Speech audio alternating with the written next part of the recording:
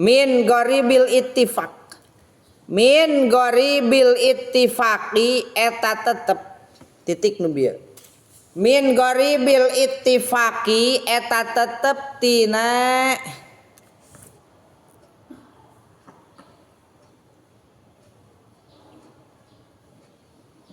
kaanehan anu istimewa. Min ghoribil ittifaqi eta tetep tina kaanehan anu istimewa. Kebenaran anu langka nu istimewa. Ana ahrufal hamdu ari sanyana pirang-pirang huruf nalapan alhamdu eta khamsatun aya 5. Keistimewaan yang sedikit orang tahu. Naon huruf nu aya dina lapan alhamdu teh sadayana aya 5. Aya 5. Alhamdulillah teh alif, lam, ham, mim, dal. Sedikit orang yang mengetahuinya. Teu loba nu apaleun. Saeutik nu apaleunana. Nu ngaji wungkul. Teu ngaji mah teu apaleun. Sak cobaan alhamdulillah sabaraha hurufna gitu. Kanu teu ngaji. Da moal bisa nebak moal. Bisa nebak mah ngan dikira-kira.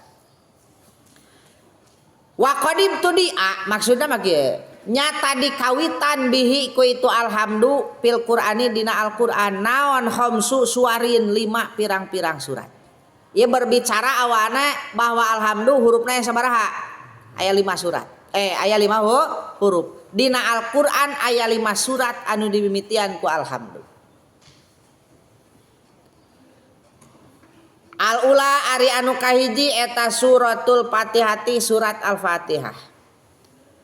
Wasaniyatu ari anu kadua eta suratul An'am surat Al-An'am.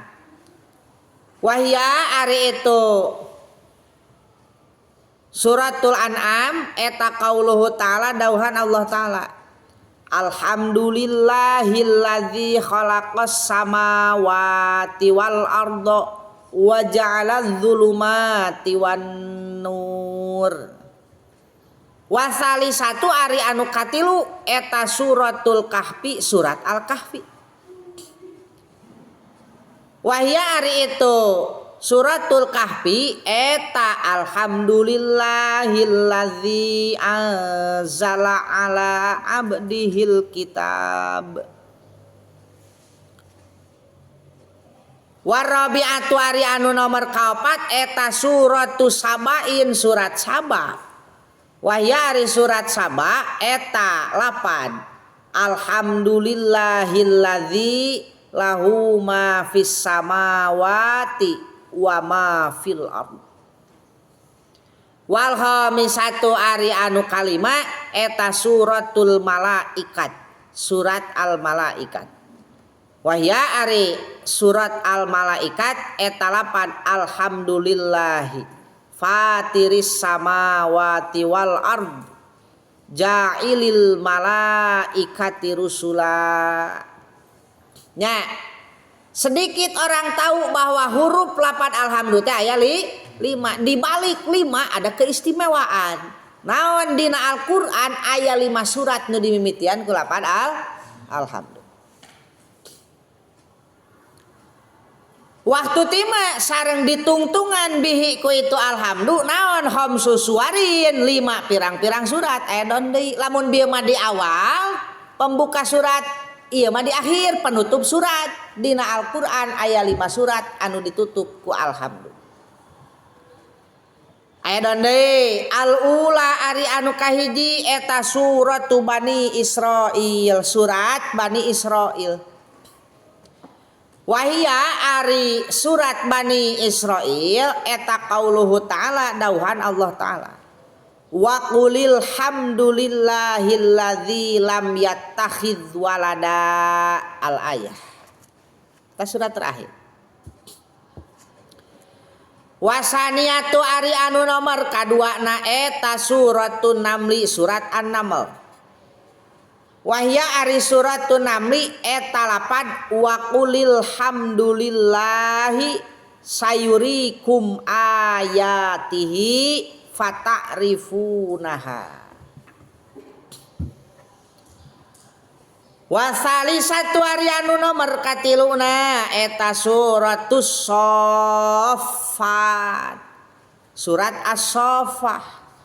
Wahya ari suratus Saffah. Eta lapan wasalamun alal mursalina walhamdulillahi rabbil alamin. Warabi'atu ari anu nomor kaopat eta suratuz Zumar, surat Az-Zumar. Wahya ari surat Az-Zumar eta qauluhu ta'ala dawuhan Allah ta'ala. Tegasna lapan waqilal hamdulillahi rabbil alamin. Wal khamisatu ari anu nomor kalima eta suratul Jasiyah, surat Al-Jasiyah. Wahwa ari itu suratul Jasiyah eta lapan palillahil hamdu rabbis samawati wa rabbil ardi rabbil alamin. Tuh tina 5 huruf alhamdu teh ngandung keistimewaan. Naon 5 surat dina Al-Qur'an diawali ku alhamdu, 5 surat dina Al-Qur'an diakhiri ku alhamdu.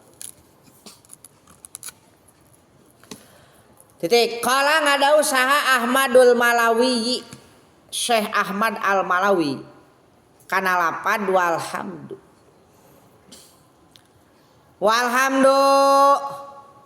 Walhamdulillah ari lapan alhamdulillah. Aya nama ngaulillah ngaul Abdul Jalalah eta samaniatu ahrufin aya 8 pirang-pirang huruf. Lamun alhamdulillah 5 nganggo 8 Allah janten 8 hurufna. Alhamdulillah. Wa abul jannati ari pirang-pirang lawang surga eta samaniatun aya 8. Paman maka ari saha jalma eta kola maca manha kana itu alhamdulillah anu hurufna aya 8 dibaca an sofai qalbin tina keikhlasan hate. Alhamdulillah teh hurufna aya 8 teh seurna surga 8. Jalma nu maca alhamdulillah kaluar tina hate anu ikhlas istahaqqa maka narima ngahak itu man sama niata abwabil jannati kana 8 pirang-pirang lawang surga.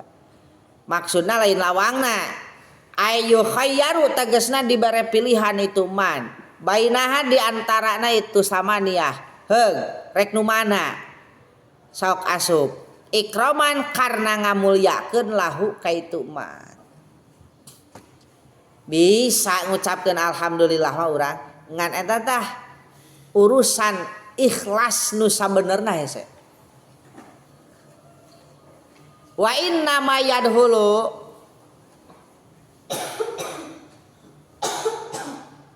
rek tinu mana wae oge heung ku Allah dibere pilihan sok maneh rek asup kana lawang nu mana ti antara lawang surga nu 8. Rek surga nu mana sok milih. Ngan tetep wa inna ma yadhulu bila mana eta jalma milih salah sawios lawang surga tina nu 8 pamilihna teu leupas tina naon tina panguningana Gusti Allah perkara nu geus ditangtukeun ku Allah memang hakikatna nama ngan dibere ikhtiari wa inna ma yadhulu pastina bakal asup man minal babi tina lawang allazi alima anu uninga sa Allahu Allah annahu kana sanyana itu man eta yadkhulu bakal asup man minhu tina itu albab. Jadi Allah tos uninga ti ajalina uninga nu teu aya mimitina bahwa eta jalma asup ka surga teh make lawang nu eta. Tapi anger ku Allah dibere naon? Pilihan sok rek asup ka lawang nu mana ngan eta jalma asup bakal sesuai naon anu tos diuningakeun ku Gusti Allah. Tapi teu leupas tina aya kahayangna eta jalma. Jadi ngebahas i'rabna Wa qaulun nazimi ari dauhan kinazim Syekh Ahmad Al-Marzuki Al-Maliki tegasna lapad al-qadimil awwali ila akhirih nepi ka tungtungna itu qaulun nazim eta qala parantos ngadawuh saha Al-Hulaimi Imam Hulaimi kana lapad makna al-qadim ari makna lapad al-qadim dina bet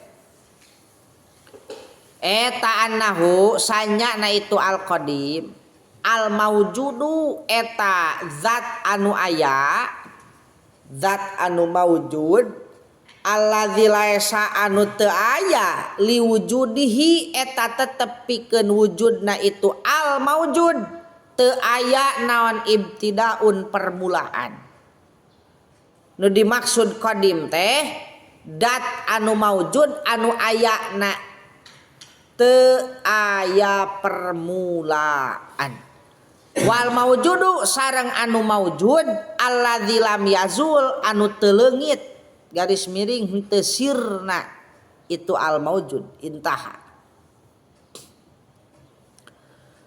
wal awwalu ari makna lapad al awwal dina bet aya lapad al awwal eta huwa ari itu al awwal allazi eta zat laftitaha anu teu aya mimitina eta maujud liwujudihi pikeun wujudna itu allazi. Jadi makna al awal teh zat anu teu aya mimitina pikeun ayana. Jadi aya nu teu aya mimitina. Wal akhiru ari makna lapad al akhir allazi eta zat huwa eta ari itu al akhir allazi eta zat lahtitama anu teu aya tungtungna eta maujud liwujudihi pikeun wujudna itu allazi.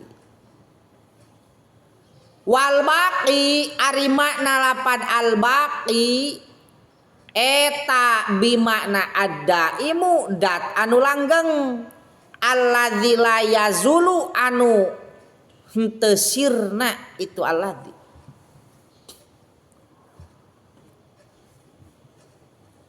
Wa makna bila tahawulin ari makna lapad bila tahawulin eta ae bila tagoyurin tegesna kalawan henteu barobah.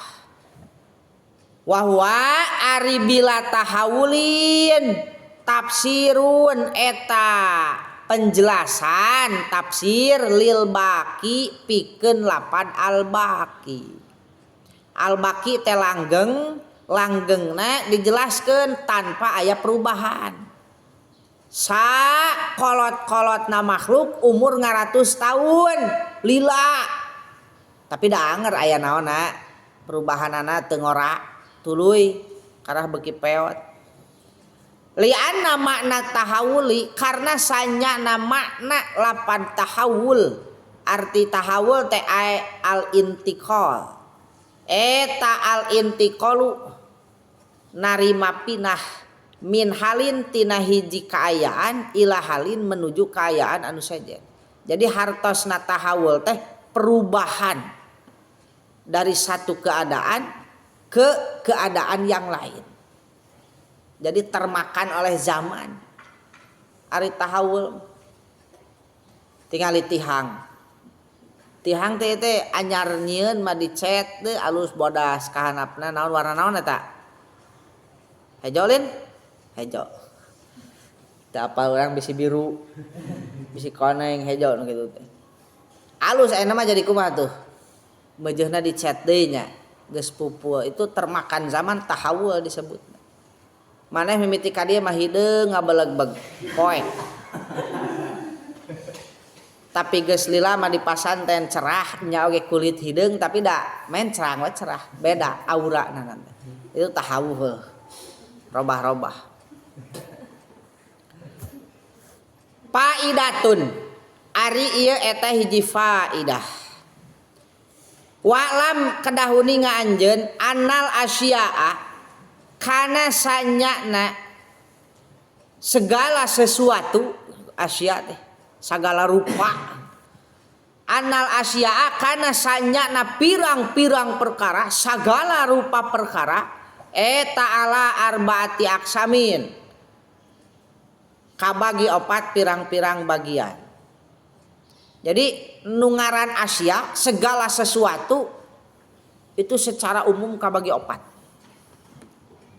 Syai'in tegesna perkara la awala anu teu aya mimiti na eta maujud lahu pikeun itu syai' wala akhira sareng teu aya akhirna eta maujud lahu pikeun itu syai' tina asya nu opat teh aya syai'un anu teu aya mimitina teu aya tungtungna wahwa ari itu syai'un la awala lahu wala akhira lahu eta zatullahi ta'ala zat Allah ta'ala wasifatuhu sareng pirang-pirang sifatna Allah ta'ala eta mah syai'una syai'un la awwala lahu wala akhira lahu. Hiji dua wasyai'in sareng syai' lahu anu eta tetep kana itu syai'in awalun ari aya mimiti wa akhirun sareng aya akhir aya permulaanana aya binasana wahwa ari itu syai'in zatul makhlukina eta zatna sakabeh makhluk wasifatuhum sareng pirang-pirang sifatna itu makhlukin terkecuali memang anu diistisna nu sabaraha hiji nu diistisna sabaraha hiji surga neraka makhlukan teh naon deui kayak dihareup itu karek dua kadua mah lahu awalun wa akhirun aya mimitina aya tungtungna saha makhluk sakabeh makhluk jeung sifat-sifatna nya pan eta ge surga teh makhluk lain surga ge makhluk tapi diiwalkeun ke dina nu katilu nu kaopat katilu wasain sareng syai' laisa anu teu aya lahu eta tetep kana itu syai' naon awalun mimiti walahu sareng eta tetep kana itu syai' akhirun ari aya tungtung aya syai' teh sesuatu anu tidak mempunyai permulaan akan tetapi ada akhirnya aya tungtungna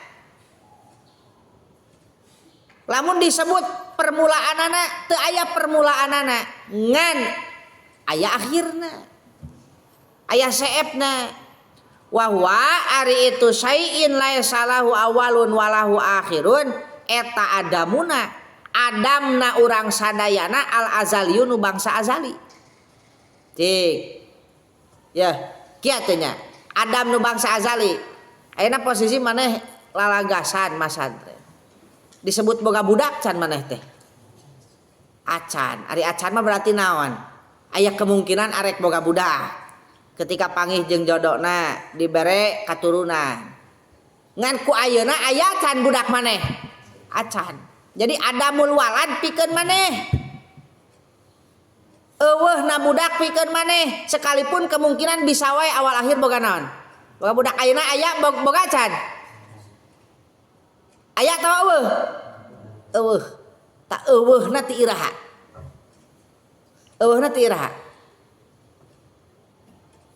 ai maneh boga budak atau henteu berarti ari henteu mah eueuh budak jang maneh teh ta eueuhna ti iraha heueuhna teh ti ajalina eueuh nu eueuh mimiti ngan sifat adamna sifat eueuh nu bangsa azali itu bisa aya akhirna bila mana aya budakna bener teh